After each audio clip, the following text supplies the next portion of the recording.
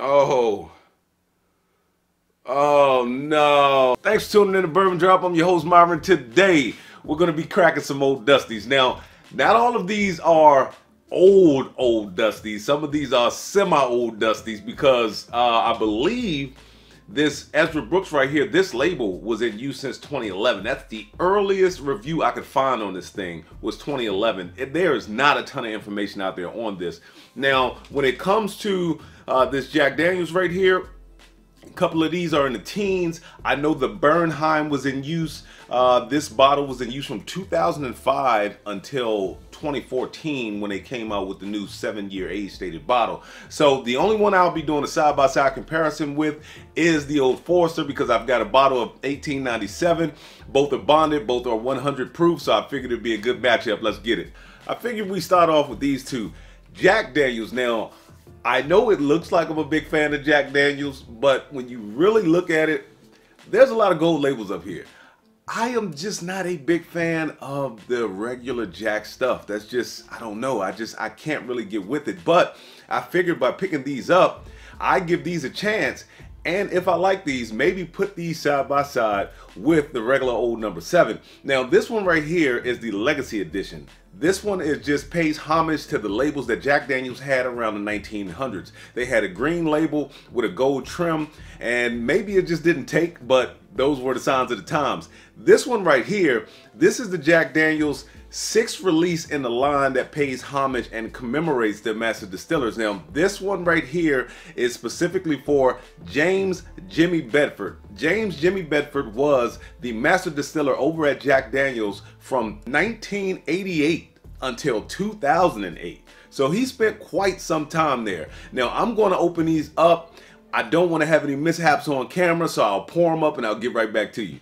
Before we go any further, I just need you to hit that like, comment, subscribe button. That helps me out tremendously. You guys don't know. Thank you so much for pushing me up over 1,500. I am currently close to 1,600 subscribers. So thank you so much. I really appreciate you guys watching the channel. Now, these two bottles were released pretty much around the same time. This is a 2018 release.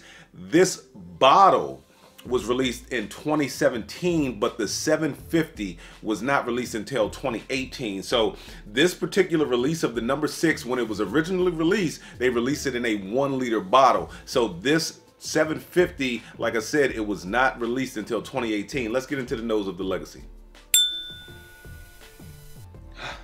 Typical Jack nose. Typical Jack nose.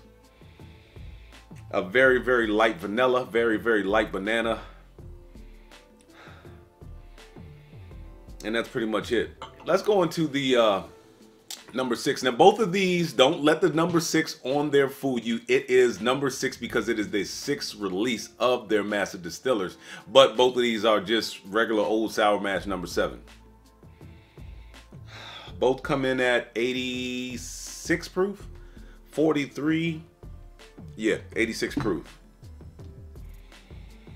Pretty much the same on the nose. A very light vanilla, a very light banana note. Let's go into the palate.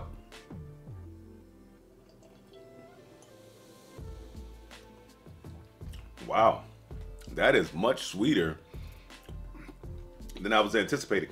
It actually finishes with a nutty finish. I don't think I've ever gotten that from Jack before. Like I said, I don't drink a lot of Jack because I am not a big fan of the old number 7.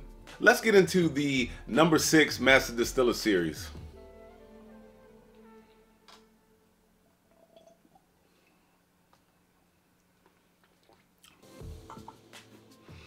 That one tastes a little different. That one actually tastes a little different. It doesn't seem like it is as sweet as the Legacy one.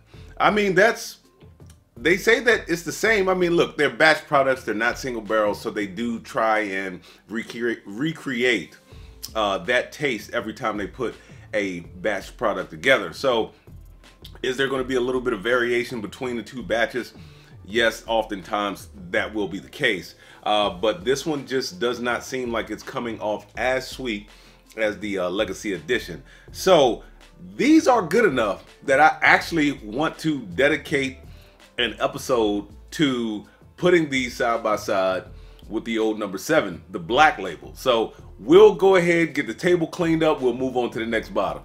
Now we've got Ezra Brooks on the table. This might be the oldest of the youngsters that I have on the table, because this one right here, man, I just could not find a lot of material online. I was trying to do some research. This is the black label Ezra Brooks. You can see on the front of the bottle, it says that it is distilled and aged by Ezra Brooks Distillery, Louisville, Kentucky. Everything points to Heaven Hill. Everything that I read online said that it is speculation, but that Heaven Hill was distilling for Luxco after Luxco bought the name Ezra Brooks. So this is possibly 2011 to 2016 Heaven Hill juice produced for Luxco by Heaven Hill. I mean, there's not a ton of information, so I apologize for not having any more information than that. It is 90 proof. It is their black label. I know they went through a label design change in 2016. The earliest review I could find on it had a date of 2011. So I don't know how long this label has been in use, but it was in use quite a while before they switched over to these labels. Now, when you read the back of the new labels, says something completely different, or front of the new labels. It says distilled and aged in Kentucky for Lux Row Distillers, Bardstown, Kentucky. But like I said, the front of this bottle clearly states distilled and aged by Ezra Brooks Distillery. So I don't know. I'm going to go ahead and open this thing up. And once again, I'll cut it because I don't want any mishaps on camera. Give me a second. All right, that actually wasn't too bad. I just kind of pulled the little plastic tab. We'll pour ourselves a little bit. And like I said, if this one is good, I may have to dedicate a whole show or series to going old versus new. Let's get into the nose of the Ezra Brooks. Very spicy, peppery wood. I believe it's 4 years old. I don't know anything other than that. It does not have an age statement on it, so that's the only thing. It says straight and it doesn't have an age statement, so. There's actually a light cherry on there that's not too bad. But mostly spiky, oaky wood. A little bit of citrus on the back end. Let's go into the palate.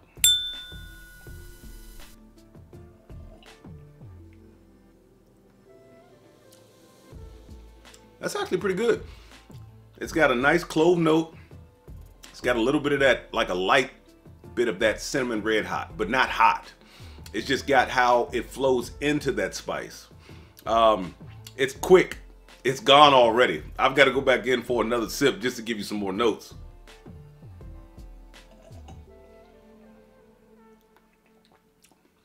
Honestly, even though it's quick, it's a light cream. I do not get any spiky, grainy notes. That is actually pretty good. I do get a little bit of spice. The finish is gone, but that is actually pretty good. It's got this light maple note, almost a tea note.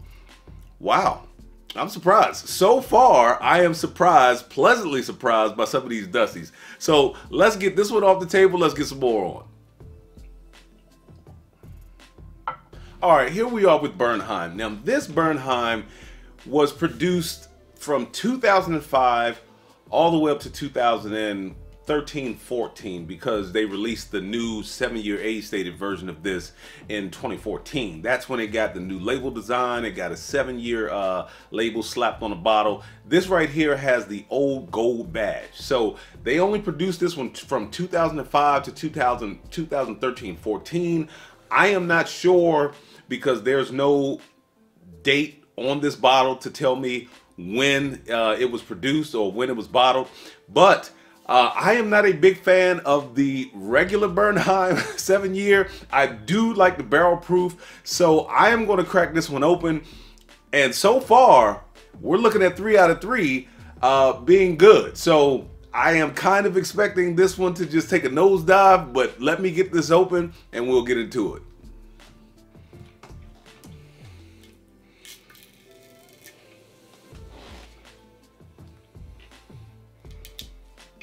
Oh no. It's been in there so long, the cork rotted. You know what, man? Shout out to Dean D, because that's all Dean would talk about in the comments is cork rot, cork rot, cork rot. Dean, you jinxed me, man. You jinxed me. Now I'm going to be sipping on floating cork. But luckily, I don't really care for Bernheim like that, so I am not upset. I mean, because the first bottle I bought of the 7-year was a drain pour, and if this is only 4 years old, I can only imagine. Let's get into the nose. Ooh. Yeah. Just, yeah. Let's let it breathe a little bit. Apples, caramel. I've got to go deep into the glass. The alcohol that hit me in the beginning, it didn't sting the nose, but it was there.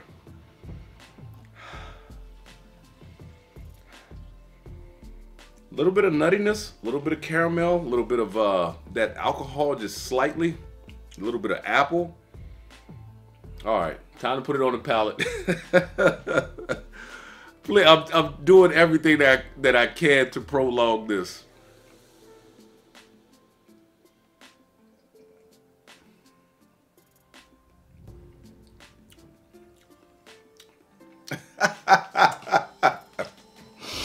Believe it or not, that's actually pretty damn decent. It's very nutty. It's honey. It's honey and caramel and nutty. That's exactly what it is. I am actually liking this. We are 4 for 4. Let's go back into the palate one more time, man.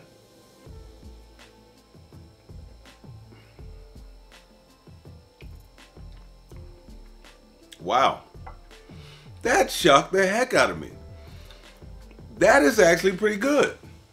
So far, we are 4 for 4. I've got to get this table cleaned up. We'll get into the next bottle. Now, finally, we've got the matchup that I've been wanting to do. This one right here, ever since, look, shout out to my man Eric, man. Ever since my man Eric got me this bottle, I could not wait to try it. And I've been wanting to put it up beside the 1897.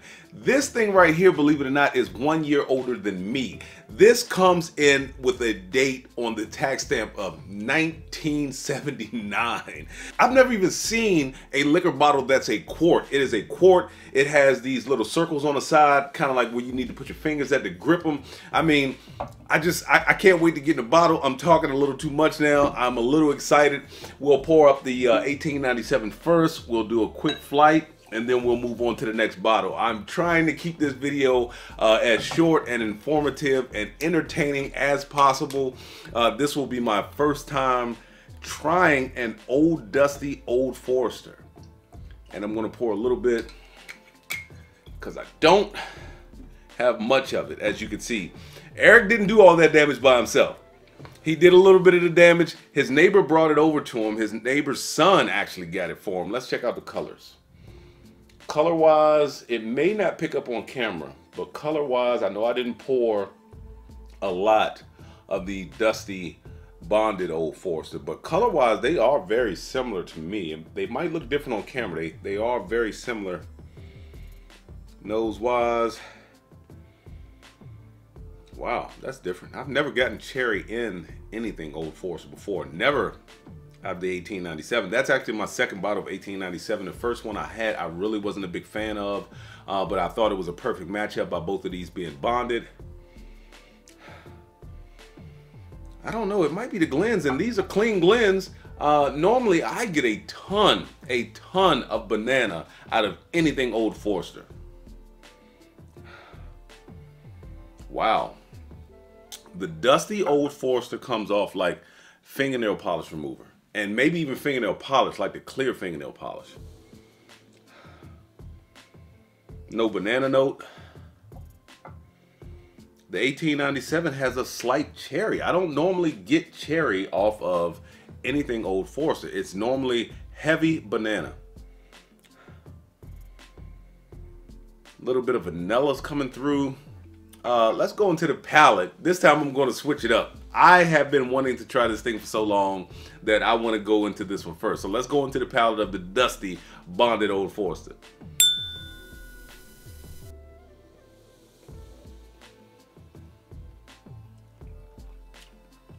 very sweet. Very sweet. The finish is very quick. It doesn't hang around long at all. A little bit of that nail polish remover / nail polish note does transfer over to the palate. Let's go back in one more time.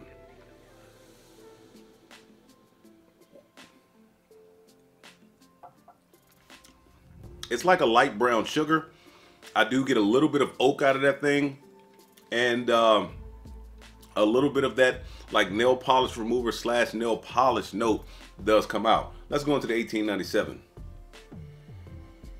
Yeah, that cherry has gotten even thicker, and it almost has like this dough note now. Wow. Now that banana's starting to come back. Let's go into the palate.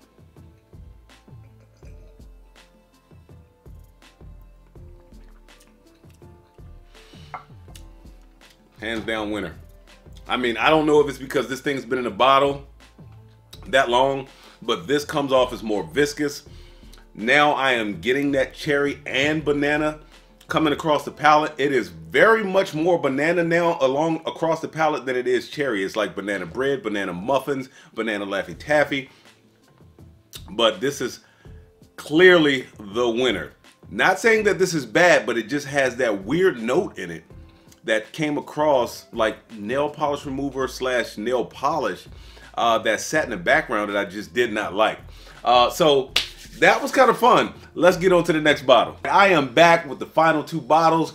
Right here in front of you, we have Knob Creek, we have Baker 7. The Knob Creek, this is a non-age stated bottle, so they took the age statement off the bottle back in 2016. So from 2016 to 2020, it did not carry an age statement. It had a lot to do with inventory and them having very mature barrels of Knob Creek, but they just didn't hit that 9-year mark, so it was basically a demand thing. The ones before this, before they took the 9-year age statement off, generally has 9 in red letters below the small batch. So that's how you can tell if you have a truly old dusty or a red number 9 on it. You can tell that this one has the white age 9 years on it. So that one right there was done or bottled before they took the 9-year age statement off of it.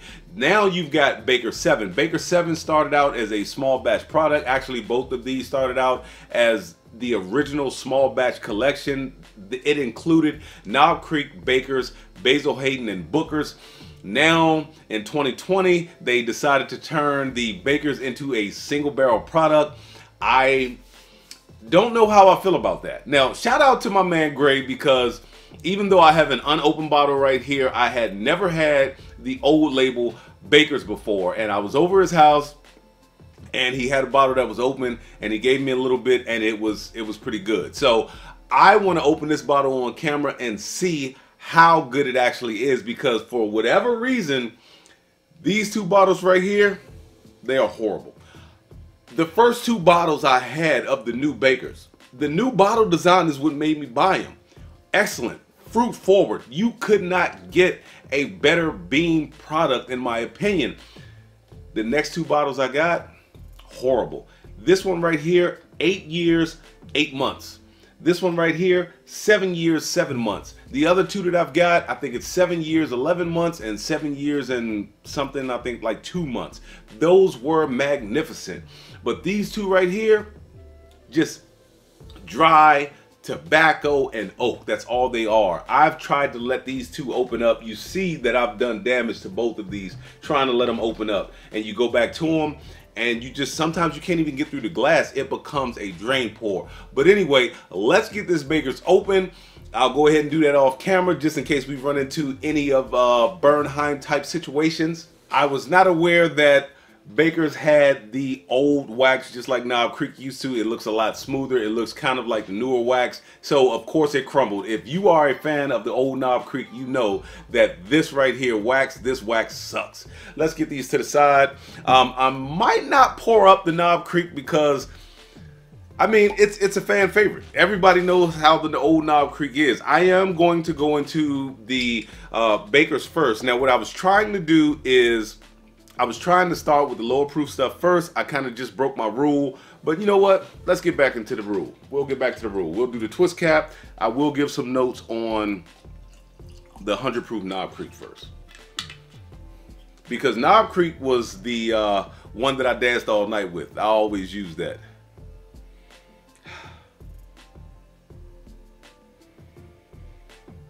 Caramel,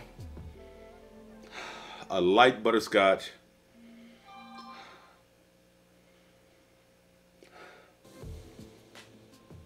just a hint of brown sugar and vanilla.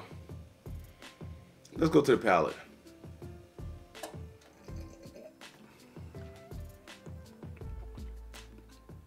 All of that transfers over. All of that transfers over. That is why that's why I'm a big fan of Knob Creek. That butterscotch and brown sugar note is just crazy, man. Nose pretty much stayed the same. I'm not going to clean in between. Let's go into the bakers.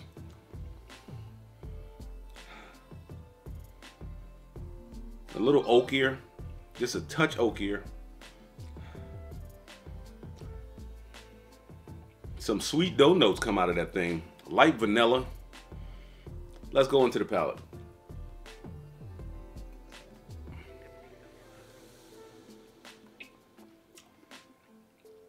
Wow, that is really oaky. But it's good. It's sweet. It's very sweet. It's heavy brown sugar. Very sweet, man. But it's got a lot of oak that comes across the mid, finishes along the back. The back finishes with oak and char, mainly oak. Now, normally when I get a bourbon that finishes with char, it stays charry throughout. This has a little bit of char from the mid to the back, but then that oak just kind of takes over in the back. Let's go back into the palate one more time.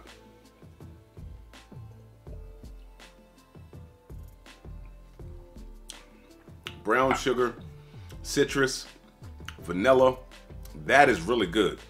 If all of these bakers tasted like this bakers, I would buy these more often. I have no plans on buying another Baker's. I was in the store the other day. They had a Baker's that was 8 years, 10 months. And if this thing is too oaky, I don't even want to try the other one. That means that's running into Knob Creek category. So these two have put me off of Baker's so much so that I don't even think I'm buying another one. But if they all taste like this, or they go back to a small batch product, I'd buy another one in a heartbeat. That is very good. So look, I had a lot of fun. Hopefully the video wasn't too long. You know the saying, let the whiskey flow. Never run out unless you head it to a drop. Till next time.